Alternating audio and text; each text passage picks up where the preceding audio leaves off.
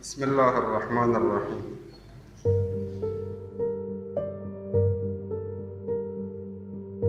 آقایان، این حرفایی که دیگران میگن راجع به این که آقا چرا ما بریم مثلا زیارت حج، زیارت مدینه، پول خودمون رو بریزیم به جیب یک مردم خارجی؟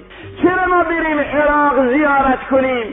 همون پولی که اونجا میخوای بدی اینجا بیا خرج کن. این خیال میکند آدم میخواد پول خرج کند که از پول خرج کردن ثواب ببرد. میگه آقا اون ثوابی که میخوای از اون زیارت ببری، مثلا بیا اینجا یه بیمارستان بساز، همین ثواب بهت میدن. آقا صحبت ثواب نیست، صحبت بالاتر از ثواب است.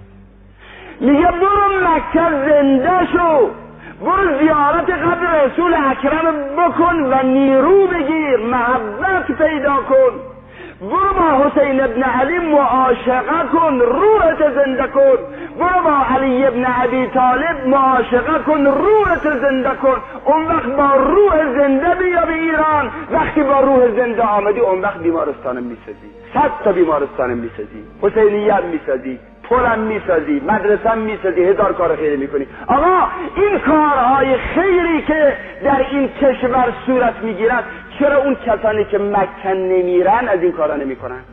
چرا اون کسانی که کربلا نمیرن از این کارا نمیکنن؟ چرا اون کسانی که مشهد هرگز نمیرن از این کارا نمیکنن؟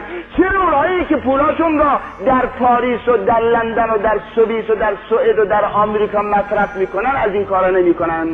برای اینکه او میرمد در اونجا روحش پلید میکنه، آلوده میکنه، برمیگرده اینجا یه آدم مادی بیمار بمیرد به درک. به من چه؟ بچه بی مدرسه است، به جهنم که بی مدرسه است، به من چه؟ ولی این میرود انسان میشود و برمیگردد، میرود و عشق پیدا میکند و برمیگردد، میرود و محبت پیدا میکند و برمیگردد.